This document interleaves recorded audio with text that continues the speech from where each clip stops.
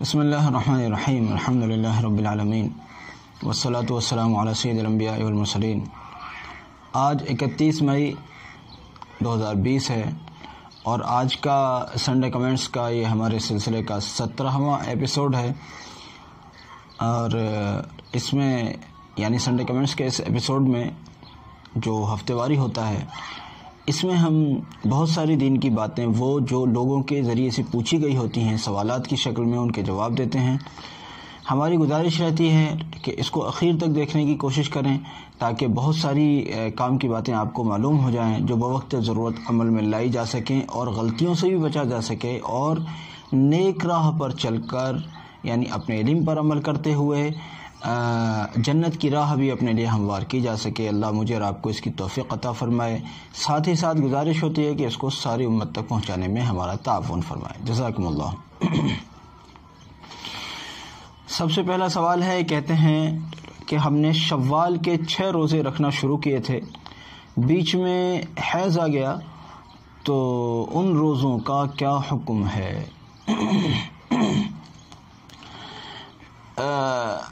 اگر شوال میں جو 6 روزے رکھے جاتے ہیں ان کو رکھنا شروع کیا اور بیچ میں حیض آ گیا تو کوئی بات نہیں۔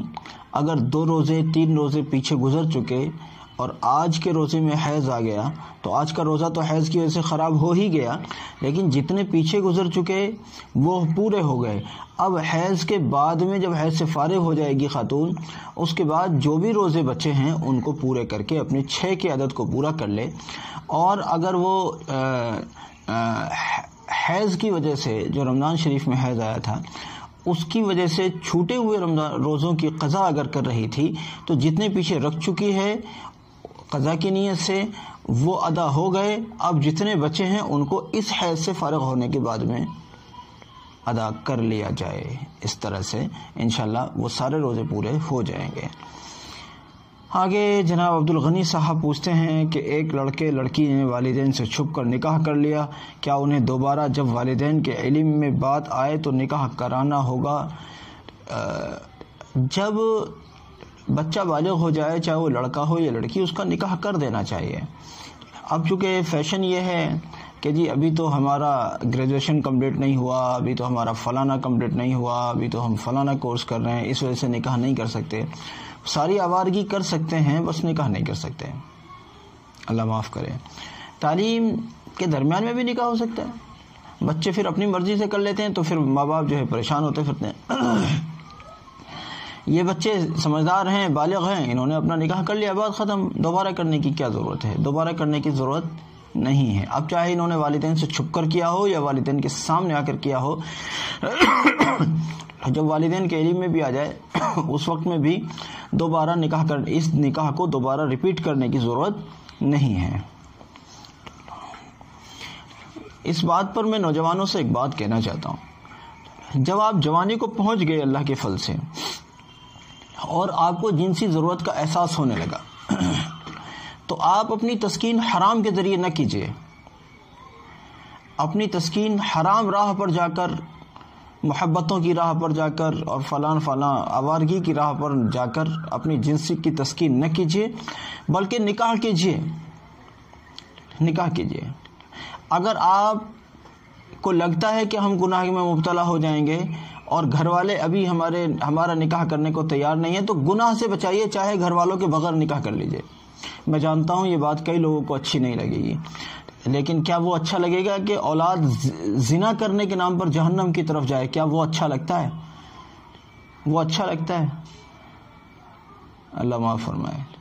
اگر کسی کو یہ لگتا ہو کہ ہم زنا سے نہیں بچ سکیں گے اور گھر والے ابھی ہمارا نکاح بھی نہیں کریں گے، اب ہم کیا کریں؟ یا تو گھر والوں کی مان کر زنا کی طرف چلے جائیں یا پھر زنا سے رکنے کے لیے گھر والوں سے ہٹ کر ہم نکاح کر لیں، تو ایسی صورت میں اپنے آپ کو زنا سے بچا لیجئے اور نکاح کر لیجئے۔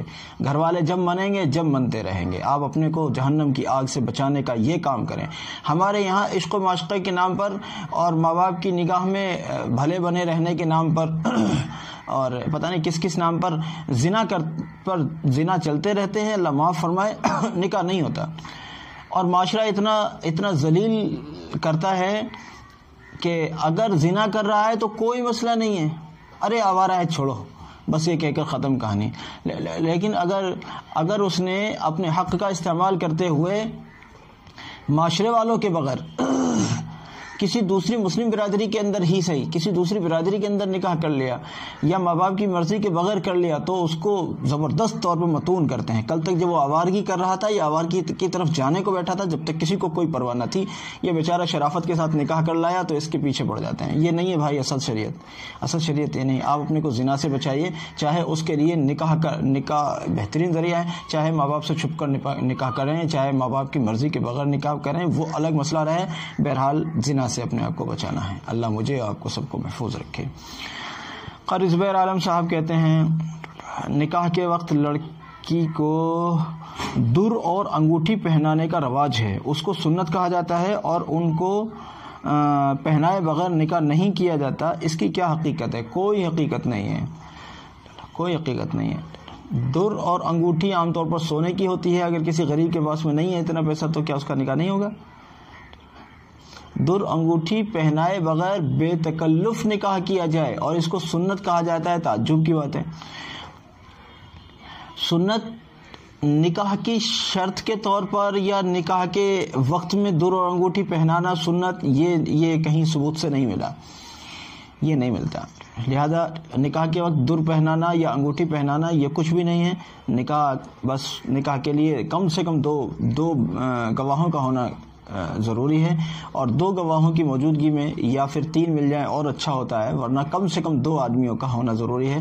2 آدمیوں کی نکاح موجودگی میں ایک لڑکا ایک لڑکی یہ طے کر لے کہ میں نے تمہیں اپنی بیوی مانا, میں نے تمہیں اپنا شوہر مانا, وہ دونوں ایک دوسرے کو اپنے قبول کر لیں کم سے کم 2 آدمیوں کے سامنے, بس ان کا نکاح ہو گیا.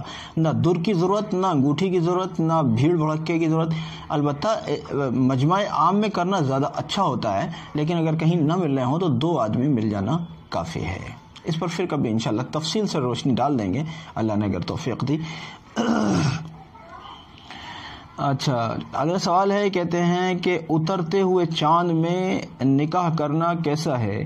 اترتے چاند کا مطلب ہوتا ہے 15 تاریخ کے بعد میں جو ڈھلتا ہوا چاند ہے, یعنی 15 تک تو چڑھ رہا ہے چاند اور بڑھتی جا رہی ہیں تاریخیں, آج 11 پھر 12 13 14 15 کے بعد میں پھر وہ جو ہے ڈھلنی شروع ہو جاتی ہیں.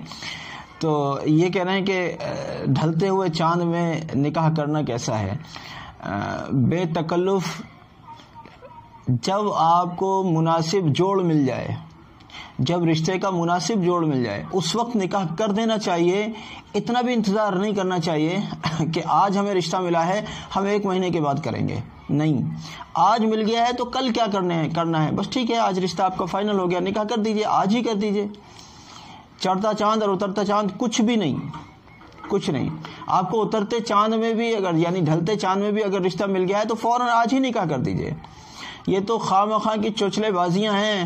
ابھی ہم لوگ ذکر کر رہے تھے کہ جب سنت نے کہا تھا کہ نکاحوں کو سادگی سے کرو تو لوگوں کو سمجھ نہیں آتا تھا. آج حکومت نے ڈنڈا اٹھا کر کہا کہ سادگی سے کرو ورنہ ڈنڈا پڑے گا, تو سب کو سمجھ میں آ گیا. مطلب اب میں یوں غور کر رہا تھا, اللہ نبی بڑے یا حکومت بڑی؟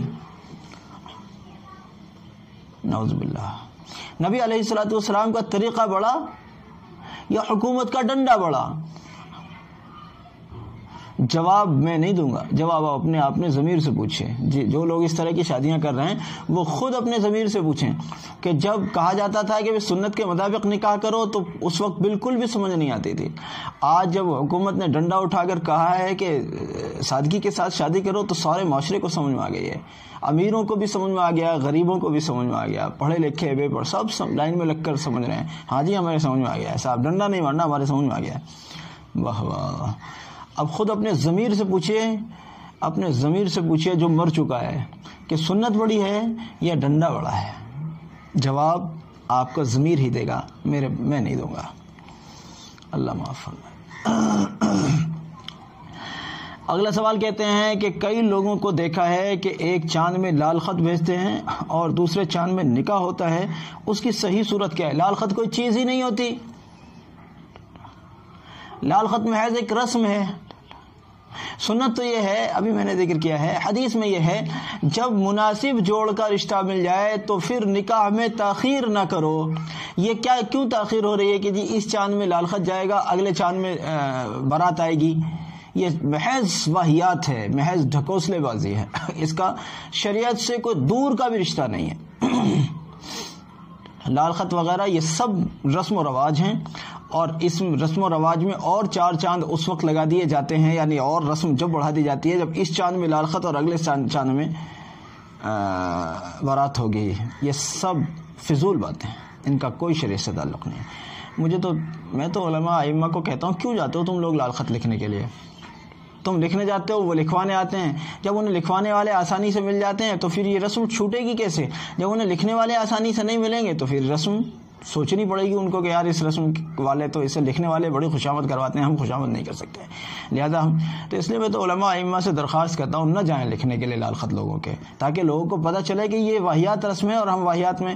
اب مصیبت تو یہ ہے نا کہ متولی صاحب کا ڈنڈا رہتا ہے امام صاحب کے سر، نہیں جائیں گے تو پھر لوگ ناراض ہوں گے، اور لوگوں کی ناراضگی آج کل سب کچھ ہے، نعوذ باللہ۔ اللہ کی ناراضگی کی پرواہ کس کو رکھی، اللہ معاف فرمائے۔ بس آج کل تو لوگ ناراض نہیں ہونے چاہیے، لوگ بدظن نہ ہو۔ ایک جملہ ہوتا ہے پڑھے لکھوں میں، لوگ بدظن نہ ہو جائیں، لوگ بدظن نہ ہو جائیں، اتنی پرواہ ہے۔ اللہ بدظن ہو گیا تو کس کروا ٹوٹ بیٹھے گا؟ اللہ حفاظت رکھے، اللہ حفاظت رکھے، اللہ حفاظت رکھے۔ اگر اللہ ناراض ہو گیا تو کیا ہوگا؟ لوگ بدظن نہ ہو جائیں، اس کے لیے دن بھی رات بھی بھاگے پھرتے ہیں لوگ۔ لوگوں کی بدظنی کی اتنی زیادہ فکر ہے۔ ہم کوئی سیاسی لیڈر تھوڑی ہیں کہ جو ہمیں لوگوں سے ووٹ لینا ہے۔ آپ مسجد کے امام ہیں، آپ کو لوگوں سے ووٹ نہیں لینا، آپ کو تو لوگوں کی صرف نماز پڑھانے کے لیے نہیں رکھا گیا، بلکہ آپ کو تو دین کی بات لوگوں کو سکھانے کے لیے رکھا گیا ہے۔ اب آپ ہی بھاگے پھریں گے آج لال خط میں، آج فلانے میں، تو پھر وہ تو کیسے ختم ہوں گی یہ رسمیں؟ خیر، کچھ لوگوں کو میری بات تھوڑی ٹائٹ لگتی ہوں گی، اس کے لیے بہت معذرت چاہتا ہوں، لیکن بات سچی ہے۔ کہتے ہیں امریکن گائے کا دودھ پینا اور گوشت کھانا کیسا ہے؟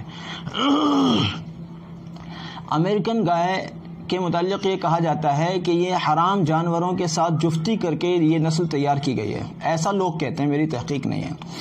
اگر ایسا بھی ہے تب بھی جائز ہے، کیونکہ علماء نے اصول لکھا ہے کہ جانوروں میں نسل کا اعتبار مادہ سے ہوتا ہے۔ اب گائے مادہ ہے، اب گائے کے بطن سے نکلنے والا بچہ، گائے کے تھن سے نکلنے والا دودھ، گائے کے جسم، یہ چیز تو امریکن گائے جو ہے، امریکن گائے کا دودھ پینا بے تکلف جائز ہے۔ اس کے بچے کو اس کا جو بچہ ہوگا اس سے بھی استفادہ کرنا ایک دم جائز ہے۔ اس کو صرف اس وجہ سے ناجائز آپ نہیں کہہ سکتے کہ جی یہ کسی حرام جانور سے جفتی کرنے کے بعد میں نسل تیار ہوئی ہے، اس کا اصول میں نے ذکر کر دیا ہے۔ انسانوں میں مردوں سے اعتبار کیا جاتا ہے نسل کا، اور جانوروں میں مادہ سے اعتبار کیا جاتا ہے نسل کا۔ اس لیے امریکن گائے کا دودھ پینا جائز ہے، اور بلکہ دودھ میں دودھ یا تو بکری کا دودھ یا پھر گائے کا دودھ جو ہمارے ہاں ملتا ہے اس کی بات کر رہا ہوں۔ ویسے تو اور بھی اونٹنی وغیرہ کی بھی آپ بات کریں گے، لیکن اونٹنی ہمارے یہاں ملتی نہیں ہے، تو گائے اور بکری کا دودھ یہ بہت زیادہ مفید ہوتا ہے، اس کا استعمال کرنا چاہیے۔ اگلا سوال ہے، فرض نماز میں تیسری اور چوتھی رکعت میں سورہ فاتحہ سے پہلے بسم اللہ پڑھنی چاہیے؟ جی بالکل پڑھنی چاہیے، تیسری اور چوتھی رکعت میں سورہ فاتحہ سے پہلے بسم اللہ پڑھنی چاہیے۔ سراج ملک صاحب پوچھتے ہیں ٹڈی کھانا حلال ہے یا نہیں؟ جی ٹڈی کھانا حلال ہے، ٹڈی کھانا حلال ہے، اور اللہ رب العزت ویسے حفاظت رکھے، یہ ایک قسم کا عذاب ہوتا ہے۔ اگر کسی علاقے میں یا کسی ملک میں آ جائے تو پوری ہریالی کو چٹ کر جائے ایک ساتھ، کروڑوں کی تعداد میں پورا لشکر کا لشکر آتا ہے، اور جتنی بھی ہریالی، ہرا پتہ نام کی چیز نہیں چھوڑ کے جاتی ہے جب جاتی ہے۔ اس لیے بہرحال حکم تو اس کے حلال کا ہے، لیکن یہ خود اپنے آپ میں ایک وبا ہے، ایک مصیبت ہے۔ اللہ حفاظت رکھے۔ السلام علیکم۔